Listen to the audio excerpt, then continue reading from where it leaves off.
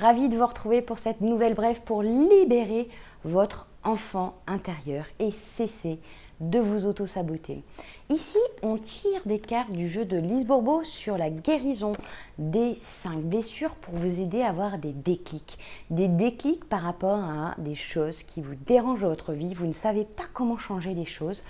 Et des cartes dans lesquelles Lise Bourbeau décrit des situations, des manières dont on les voit et des manières différentes dont on peut les voir pour pouvoir transformer notre mindset, notre vision de la situation et guérir notre enfant intérieur. Passons au tirage des cartes. Olé! Aujourd'hui, c'est une carte de la blessure du rejet tout en douceur sur ses couleurs mauves qui rappellent une certaine spiritualité. La carte nous dit aujourd'hui, lorsque je fais quelque chose que je juge comme étant une erreur, je décide de me donner le droit d'être imparfaite sans me traiter de nulle. Si je suis incapable dans un premier temps, je réalise que mon ego, qui croit que faire une erreur signifie être nul, et qu'il ne sait pas que mon être est parfait. Alors la blessure de rejet, comme la blessure d'injustice, se vivent avec des personnes du même sexe. C'est-à-dire que c'est dans des situations, souvent avec une personne du même sexe, que la douleur va se réveiller, que la situation va être désagréable pour nous. Vous le savez, Lise Bourbeau parle de cette notion d'ego.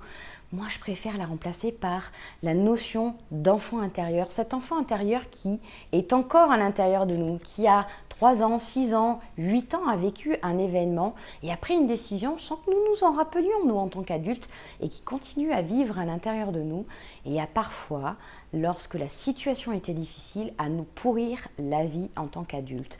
Il a des intentions qui sont louables envers nous puisqu'il souhaite nous protéger comme il s'est protégé en étant enfant. Sauf que maintenant, on a développé des compétences, des connaissances, de nouvelles expériences qui font qu'on serait capable de vivre sans aucune difficulté les difficultés que lui a vécues petit, la situation qu'il a vécue comme une difficulté, qui serait aujourd'hui simplement quelque chose de courant pour nous.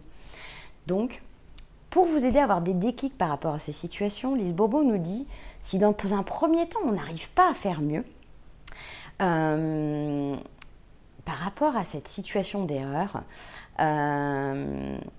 c'est parce que notre enfant intérieur, blessé, a fait une assimilation entre faire une erreur et être nul.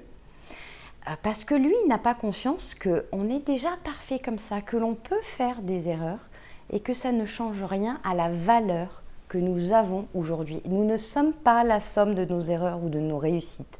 C'est pas parce qu'il y a 10 réussites et une erreur que notre valeur change. Et même à l'inverse, même s'il y avait 10 erreurs et une réussite, notre valeur reste la même. Notre enfant intérieur est convaincu du contraire. Donc, dans un premier temps, il s'agit peut-être de s'observer, d'observer un petit peu comment les erreurs impactent notre vie, comment les erreurs impactent nos pensées, pour pouvoir par la suite nous donner le droit de faire des erreurs sans nous traiter de nuls petit à petit. Écoutez la voix de cet enfant intérieur qui est inquiet et qui à chaque fois vous dit que vous êtes nul parce que vous avez fait une erreur. Répondez-lui. Écoutez-le, écoutez les peurs qu'il peut avoir derrière et répondez-lui en le rassurant, en lui donnant toute la confiance que vous avez acquise au cours de la vie, au cours de vos expériences, au cours des réussites que vous avez pu avoir et même, surtout des situations où vous avez pu faire des erreurs et où finalement, des gens ont été plus aimants, plus présents pour vous, ils vous ont apporté du soutien, de l'aide. Essayez de voir ces situations que votre enfant intérieur blessé n'est pas capable de voir aujourd'hui. Soyez plus vigilant, portez votre attention à l'avenir. Pas forcément pour les situations passées, mais ce sera plus facile de les voir pour les situations à venir en cherchant à porter votre attention dessus. Peut-être que c'est un sujet qui vous touche ou pas du tout. Si c'est votre cas, n'hésitez pas à me dire peut-être les petites phrases que vous trouvez pour vous remonter le moral lorsque votre enfant intérieur vient vous titiller quand vous avez fait une erreur. Qu'est-ce qu'il vous dit? Qu'est-ce que vous lui répondez?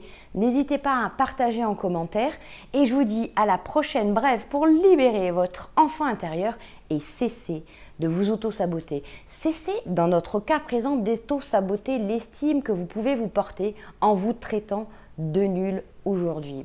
Je vous dis ciao ciao!